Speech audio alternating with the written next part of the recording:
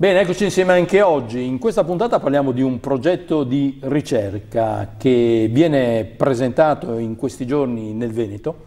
Ne è capofila una start-up trevigiana con sede a Ponzano Veneto, vale a dire parliamo di Smart Bugs, di cui ospitiamo il co-founder Emanuele Rigato. Il progetto di ricerca si chiama in realtà BioShield e interessa le api. Insomma, in termini di comunicazione è stato proposto come un progetto a tutela delle api. Poi si è detto Veneto, ma insomma, voglio dire, le api non hanno passaporto, quindi, e nessuno glielo chiede. Ecco, qual è l'oggetto e perché nasce questa idea? Ok, allora, BioShield vuol dire, in italiano pronunciato vuol dire scudo biologico. B si scrive B nel senso come B, api. come ape.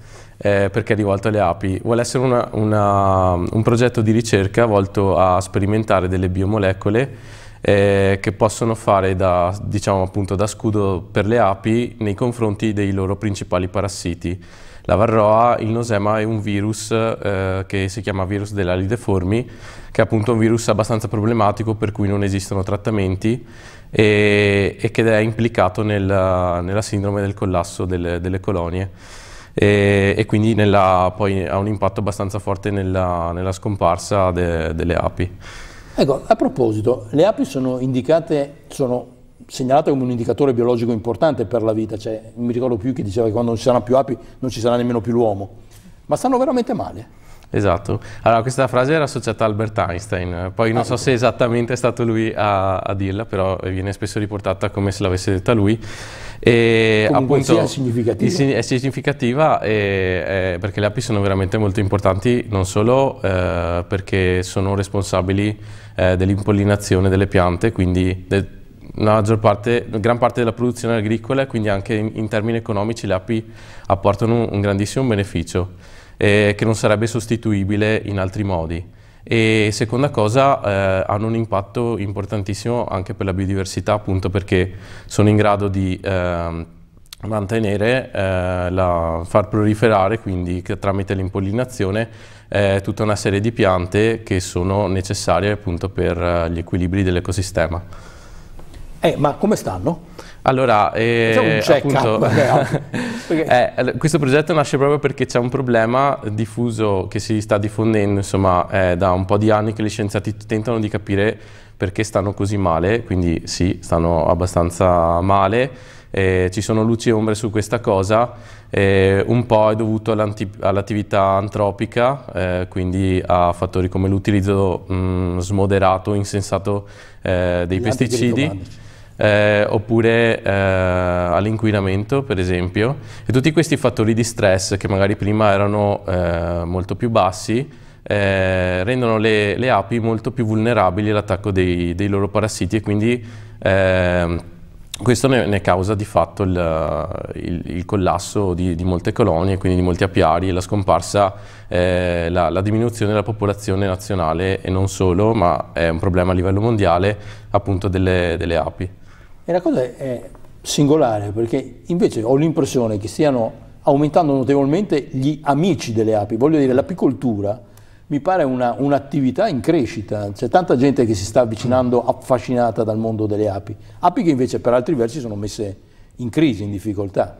E il vostro progetto ha l'obiettivo in qualche maniera di risolvere uno di questi problemi? Sì. O qualcuno? Allora, appunto, quello che vuole fare il progetto intanto è quello di testare in campo alcuni risultati sperimentali che sono stati ottenuti principalmente in laboratorio e che possono essere utili, anzi diciamo determinanti per la resistenza delle api ai loro parassiti. Questo permetterebbe sia una maggiore diffusione dell'apicoltura perché al momento è vero gli amici delle api c'è molta sensibilità soprattutto tra le persone, però gli apicoltori in generale sono in difficoltà appunto per questo problema che è abbastanza sentito.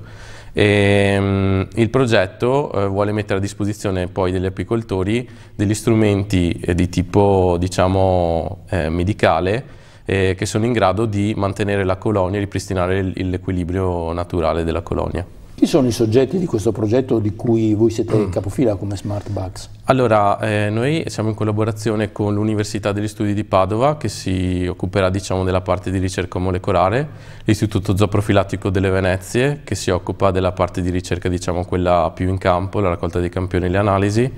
Poi siamo in collaborazione con APAT, che è l'Associazione Apicoltori in Veneto, praticamente tramite Impresa Verde Treviso Belluno, che diciamo è un'impresa satellite di Coldiretti, responsabile principalmente della comunicazione, e che nel nostro progetto, oltre a seguire la parte burocratica, segue anche appunto la parte della comunicazione. Dopodiché ci sono altre due aziende agricole di tipo apistico, che sono Apicoltura Marcone e Apicoltura Vallazza. Devo dire che un progetto importante come questo, però, in effetti non poteva non avere un leader come SmartBugs, perché voi siete una startup nata per allevare insetti fondamentalmente. L'idea da come nasce? Che anche questo è singolare. Sì, certo. Allora, diciamo che i due soci fondatori, che sono io e il mio socio Pierpaolo Poli, siamo di formazione due biologi, siamo sempre stati appassionati diciamo, dell'allevamento in generale. Io in particolare ero sempre stato interessato fin da quando ero piccolo di allevamenti di insetti. Di qualsiasi tipo, nonché ero anche uno di quegli entomologi che vanno in giro con il rettino a raccogliere farfalle. E poi da questo poi sono diventato un allevatore, insomma. Ma anche questo è interessante, si trovano ancora le farfalle? Perché io ho l'impressione che ce ne siano sempre meno. Allora, sono come le api, anche qua c'è un problema, tutti gli ultimi studi indicano un netto calo di tutte le popolazioni di insetti in Europa, comprese le farfalle. Molte specie anche della fauna italiana sono a rischio di estinzione e sono ridotte a popolazioni veramente piccole, per cui urgono anche dei programmi di tutela e di conservazione di queste specie. No, io ricordo che quando andavo al parco, ormai mezzo secolo fa, però insomma, anche nei parchi urbani alcune farfalle si vedevano, ormai le riesco a intercettare solo in montagna. Sì, appunto, perché soprattutto l'urbanizzazione e l'impatto antropico è una delle cause maggiori della sparizione appunto delle farfalle, e poi anche tutta una serie di insetti che sono comunque utili all'ecosistema e che apportano proprio un beneficio non solo in termini ecologici ma anche economico all'attività umana. Quando dite appassionati di insetti, tutti, zanzare comprese? Allora, no, diciamo che sulle zanzare possiamo fare un'eccezione, tanto che ci sono alcuni biologi che a livello internazionale sostengono che bisogna fare qualcosa per eliminarle, estirparle proprio come specie. Sì, l'ho letto anch'io, ho detto intanto esatto. Non cambierebbe niente. Esatto.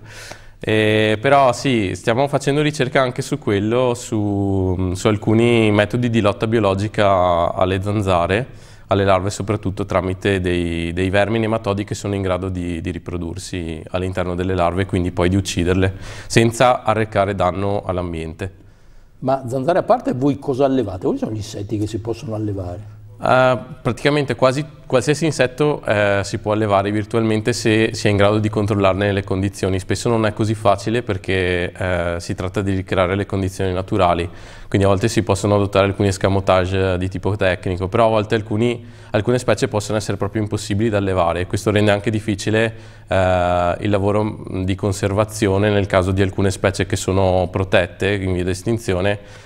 Però essenzialmente gli insetti contano il 90% della biodiversità sul pianeta e possono essere allevati insetti di qualsiasi tipo, diciamo, dai coleotteri fino alle cavallette, i grilli, sono quelli più comuni che vengono allevati. Ecco, voi siete complementari all'agricoltura biologica, immagino. Sì, noi alleviamo anche insetti per scopi di lotta integrata, lotta biologica. E non solo insetti. Io pensavo solo quelli, nel senso che altrimenti chi sono i vostri clienti? Chi è che viene a comprare, non so, come si compra poi? Un chilo di cavallette? Allora, o di grilli magari? Certo, sì, si possono comprare online. oltre al comparto, diciamo, della lotta biologica. Ma vanno a peso, a numero? C'è anche a numero di solito, c'è anche un comparto riservato, diciamo, agli allevatori di rettili. I rettili ovviamente sono dei predatori e predano insetti, per cui bisogna che qualcuno li produca, e in questo caso siamo noi, insomma.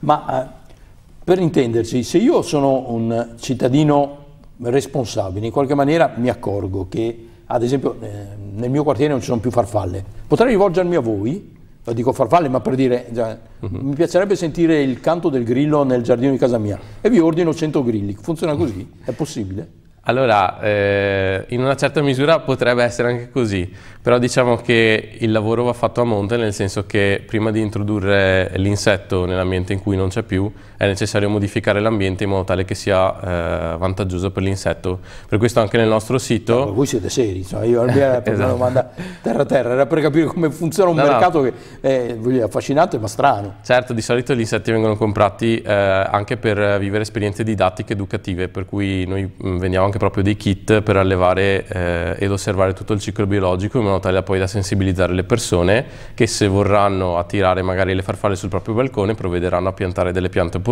o a trasformarlo in maniera da renderlo un'oasi, diciamo, per gli insetti, per il grillo oppure per la farfalla che sia.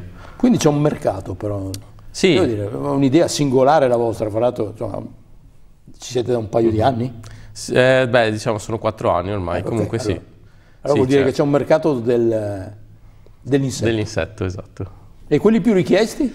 Allora, quelli che vanno di più comunque sono gli insetti per la lotta biologica, non solo insetti, ma facciamo anche acari, quindi sono leggermente diversi. Esatto. Ma se li combattiamo nelle case gli acari? È vero, però ci sono acari buoni e acari cattivi. Infatti gli acari che alleviamo sono dei predatori che possono appunto nutrirsi di altri acari oppure di altri piccoli insetti che sono dannosi all'agricoltura, che magari vivono nel terreno, attaccano le radici, eccetera.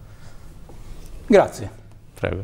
Sono basito ad ascoltare queste cose perché francamente credo me come tanti insomma siano un po' sorpresi dal sapere che c'è chi alleva insetti ed è in questo caso la Smart Bugs, ma siamo qui a parlare di questa startup perché è capofila di un progetto scientifico che si chiama BioShield, dedicato alla ricerca di molecole, se ho ben capito, che inserite in natura possono aiutare le api a combattere, come si vuol dire? I loro parassiti. Grazie mille, Prego. buon lavoro. Grazie. A voi, alla prossima.